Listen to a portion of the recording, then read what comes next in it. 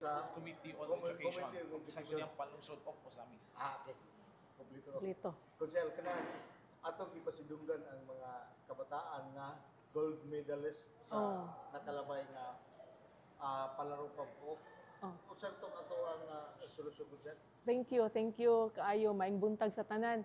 So ganina nagpasar ta og isa ka resolution commending and congratulating all the 15 actually no, 15 ka athletes pero 17 ka golds ang ilahang na achieve no, nakuha adtong niaging NMRA Sports Fest. Dito giheld sa Misamis Occidental, no, Arqueta City, Misamis Occidental. So kita ang host adtong programaha, kita sa province. So gitagaan nato sila recognition sa ilang nadawat nga ilang nakuha nga gold. Congratulations kayo na konservayon. Ang Osamis Division kanang usa sa pinakadaghan nga gold medalist nga nadawat dayon usa sa nakapahimong number 1 overall champion ato sa Misamis Occidental. Yes, tinuod na Sir Dodong kay overall I think pila ka golds ato ang na-achieve. 94 sa gold pero 15 ang sa 17 ang sa Osamis. And if i-include na to ang silver ug ang bronze, dagan ubay-ubay gyud kaayo ang Osamis nga nakuha nila na dinhi. Total of kuan nato nakuha no is 17 plus 22 plus 13, pila naman na siya? 52 golds tanan, no? Out of pila to ka total ang golds nato? I mean ang medals 200 plus. So dako gyud kayo ang portion. Yes. So dako daghan og nadagan ang ato ang taga Osamis nga schools division. So dugang lampod. Dugang Gikan sa atong sports committee chair kay gatutok yun ni siya sa atong mga sports no kung unsay mga sports nato nga sindiha ta medyo sikat-sikat. O i-explain ni Konsehal Janfel. Asa mo na? Dili ni live. Okay. Live sa KMJS na naman na. Okay. Okay. Committee on Sports. In kuan lang in addition sa statements atong IDCOM chair nga si Konsehal Cecilco clarification. First time in history that the Misamis Asanso Misamis Occidental team won as the overall champion of NMRA. So atong klarohon sa ato ang probinsya doon natay upat ka division, schools division. First division of school division of Tangub City, Oroqueta City, Osamis City, and ang division sa Misamis Occidental. So ang gihimo ni Gobernador Henry Civile Waminal para mas malig-on ang ato ang mga atletang Misamis noon, gi-combine, giusa, gi-merge ang upat ka schools division sa ato ang probinsya. Muning gitawag ni siya One Asenso Misamis Occidental team. So composed sa upat ka schools division. So nahitabo karon during sa NMRA nga nahitabo diri sa itong probinsya atong March 26 to 28. First time in history nga ang One Misamis Occidental team won as overall champion sa NMRA no karong tuiga. So ang nahitabo 94 gold medals ang nakuha sa One Asenso Misamis Occidental athletes, 17 gold medals ang gikan sa syudad sa Osamis. So simong pangutana kaganina Sir Dodong nga unsa to nga ubay-ubay ang gold medals nga kuan. So prangka nga pag-istorya dili on our part siguro dili pa ta maingog ubay-ubay kay out of 94 ato nang i-minus sa 17 pila ra man pod. Pero at least kanang tawag aning karon sa regular session kita gaag pasidungog. Of course, ang principal authors ato ang congratulatory resolution ang ato ang abtik ayong Education Committee Chair di gini siya katulog og di gyud ni mahuman ang iyahang gibuhat kay urgent kay to at session mi ato ang atong Thursday and then one day Friday usa ra ka adlaw ang duty, Saturday Sunday wala na bay duty. So give or time man ni Councilor Cecilco para maapas ang resolution today Monday, first Monday of the month. So so thank you as in behalf as the Chairman of Committee on Sports sa Sangguniang Palusot Osamis. We will extend also to kanunay natong partner si Education Committee Chair Councilor Cecil Yuko nga na recognize gyud ang gitagaan natong pasingog kita sa syudad sa Ozamis, ang LGU Ozamis, sa unsa nga event, basta abot sa mga region, pambansa palaro unsa pa na abtik man kayo ang atoang council mo recognize abtik kay mohatag og pasidungog, of course, no, kay naman abtik man atong education committee chair, abtik kay makagama og mga congratulatory resolution mo nang natagaan gyud siya pasidungog ang atoang mga athletes. So 17 gold medals ang gikan sa division sa Ozamis City, but 15 athletes ang nakakuha og gold. Ngano man na, ngano di man pariha, tungod kay naa may usa ka atleta nga duha ka gold ang nakuha. Another one, duha ka gold ang nakuha. Pareha atong nabasa kaganina nga last name og Luwansing og Kaliyaw. Oh, duha-duha ka gold ang ilahang nakuha. So munang 15 athletes but 17 gold medals ang nakuha. So out of 94 again, out of 94 gold medals nga nakuha sa one Ascenso Misamis Occidental team, 15 gold medals ang gikan sa division sa Ozamis City. So na-explain na namo nga ang one Misamis Occidental team is composed of 4 schools division. Okay. Naidugang, sige po may pangutana? Wala na? Kumayag pangutana god. Basig na kay kadugang gud sir. Wala na ko idugang. Gamay ra sing pangutana din, no? Bitaw. Okay. Kunsel, salamat kayo. Ay mo ra to? Mura to. Ang wala na. Napaidugang si Ma'am Cecil. So, ana magyud na no ang education ug ang sports committee magsumpay gyud na sila no, ang sports ug ang education. Remember sa una gitawag na siya og DEX kay Department of Education and Sports, Culture and Sports.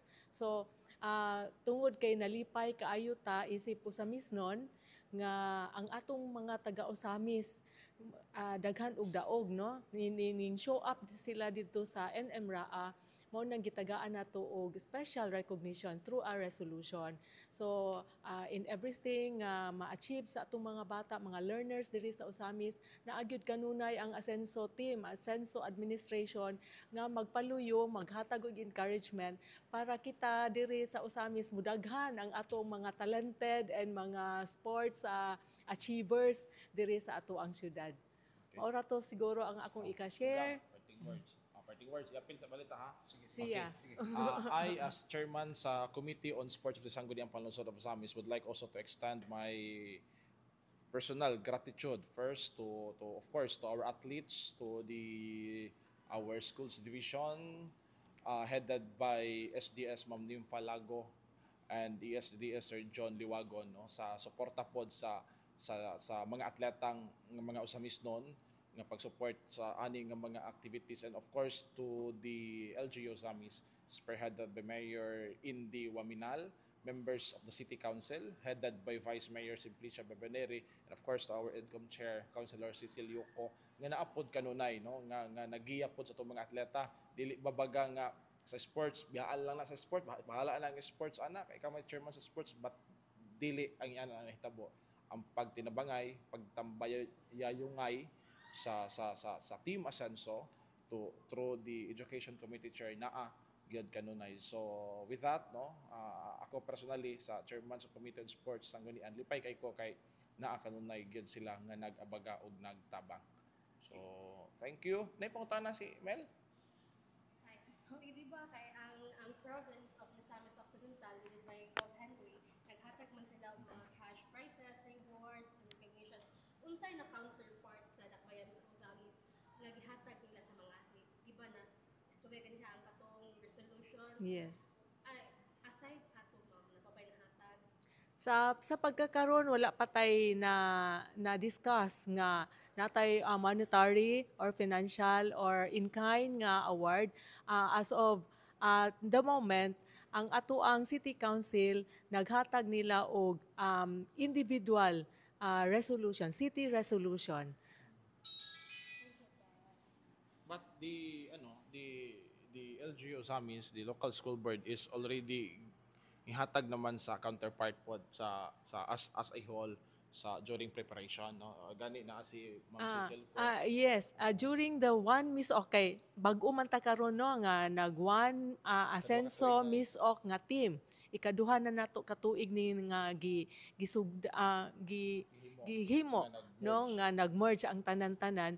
So ang nanatay kita diri sa Usami City Schools Division, nanatay counterpart nga na na forward didto sa ato ang Misamis Occidental. And gani sa mao na nga ang ilang daog tanan-tanan, so si Misamis Occidental na ang naghatag sa grand prizes nga daghan kaayo sa nga tanan. Wala na. Ang gamay nga bahay, way pangutana. Wala na.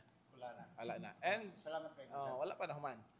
And for this year, atangin ninyo kay ang Division of Usami City na pod, ang Division of Usami City, of course, partnership sa local government unit of Usami City under the leadership na sa itong umaabot nga mayor po ni Sir Attorney Sam Norman Fuentes ang mag-host na sa umaabot nga provincial meet. So natay provincial meet tungod kay haron sa NMRA na pud pohon mag-one Asenso Misamis Occidental na gyapon ta. So gipili gyud nato ang mga atletang katugyong maayo gyud. Of course, mga maayo naman sila gikan sila man kadaiyang division, but nag-combine na magud nag-merge. So manang naay provincial meet yearly before maabot ang NMRA. Usamis ang host. Osamis ang Pero host. saan mo ito mo? Mahitabo ni karong mga early as December pohon. November something so sayo pa para ma-charge daan yung mga cellphone para maka-live ta during the event. Ay, magpalit ng bago. Magpalit na kag so makadawat ang bonus December pohon. So thank you Salamat kayo. ang banggitan sa DXTD Waylain Sir Dudong Bargamento Double D ug sa Asenso News Channel. Salamat kayo, Consul. Thank you. Consul, pwede ko magpalain. Pwede ko magpalain. Oo, unsa man. Hapit tumangod ang ato ang moen ang ato ang school year dayon. Kumusta din nano ba tay na schedule ng mga graduation? Yes, Sir Dong. Ang nakuha na ko nga information gikan sa atong DepEd, no? April 16 ang last day of the school year. So with that, mo follow na ang mga graduation, different schedule sa graduation sa kada schools, no? And at the same time, ang ato ang schools karon ginatutukan gawa sa ending year ending or end graduation, culmination in ginatutukan gihapon nato karon ang fight against dengue, no? Wala nato undangi. Even if hapit na mo end ang eskwelahan, ang eskwela, sugod atong February, gihangyo na nato ang DepEd nga dili sila istriktohon sa ilahang ang mga bata sa pagsuot sa uniform, kay na may mga bata nga mag-shorts ang uniform or kanang skirt, no? So karon gina-allow na sa DepEd nato, no, special nga dili na mag-istrikto sa uniform, gi-allow na ang mag-long pants. Kay kani man kung mag-long pants ta, dili kayo ta expose sa mga lamok. Ang ato ang mga tiil, dili kay mapakaan sa lamok. So one effective and very practical and very simple, no, nga pamaagi nga malikaya nato ang pag-attack sa dengue sa ato ang mga bata. Kay we have to face it every day na agyud tay kaso nga dengue. Nationwide man ang dengue increase and cases, no, sa even in Luzon, Visayas, Mindanao, pero diri sa ato ang Usamis medyo kinahanglan mag-alert ta gamay kay everyday na atay kaso, and we don't want it nga increasing every day. We really wanted it nga zero gyud ta cases unta gyud. So kinahanglan not only in the school ta magbantay og dengue usahay kay mo maghuna-huna ta nga, because the child spends a lot in school than in the house, so maybe napaakan gyud na siya sa school, no, pero dengue karon i-consider na lang gyud na nato nga anytime anywhere, no, kay naapoy mga cases nato nga naa sa habog sa taas, wala ning kanaog sa silong, never sukad ning kanaog sa silong, pero na dengue victim gihapon siya. So kana dili na nato sa DepEd nga side, no, wala gyud gipasagdahan nga sa inyoha lang mong balay maglimpyo. Hangtod karon everyday ang DepEd ga monitor sa tanan schools kung naglimpyo ba sila, and they also have to submit everyday documentation o asa sila naglimpyo. And there are so many instructions from our DepEd office to the different schools, school heads, no, nga dili lang kay enough maglimpyo, dili lang enough nga iyabo ang katong naay mga tubig, kundi hipuson gyud para dili na mo balik og maulanan or dili na mag-collect og tubig. Excuse me.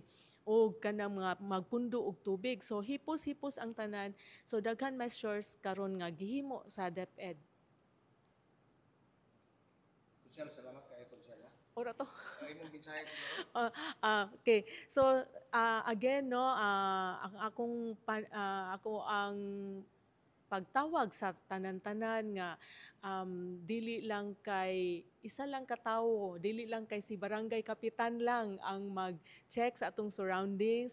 Kita mismo sa atong balay, dili na ta maghulat nga inspeksyonon pa ta sa ato ang mga barangay leaders kung limpyo ba atong balay. Kinahanglan maglingi-lingi na gyud ta, whatever pundo din na, whatever tubig din na ato gyud nang kuanan, ato gyud nang limpyuhan. Atong mga bata ilikay nato sa dengue, mo na mas maayo suotan nato og kanang karsunis, long pants, and kung ang mag-apply bitaw ta og kanang mosquito repellent, karon ang advice na dunggan nako sa national is kinahanglan every 2 hours. Kay mawala siya kung panington ang bata, mawala siya kung manghugas, mabasa. So every 2 hours dapat mag-apply ta og mosquito repellent sa ato ang pwede sa atong sanina ingon ana. So maulang na dayon sa pa ato ang gihangyo nako inyong mga cooperation sa tanan-tanan, whatever activities nato diri sa ato ang syudad, kabalo man gyud ta nga ang Asenso administration naghuna-huna lang na sa ato ang welfare, no. So whatever instructions, whatever mga ordinances or resolutions nga ipagawas nato sa ato ang syudad, kinahanglan kita taga-Osamis, mga tanan Osamis nons, kinahanglan mo cooperate ta para mulambo atong syudad, para dili kaita kitang tanan magtinabangay og atubang sa ato ang problema. Thank you so much. Good morning. Salamat kayo, Konsyal. Si Konsyal Cecil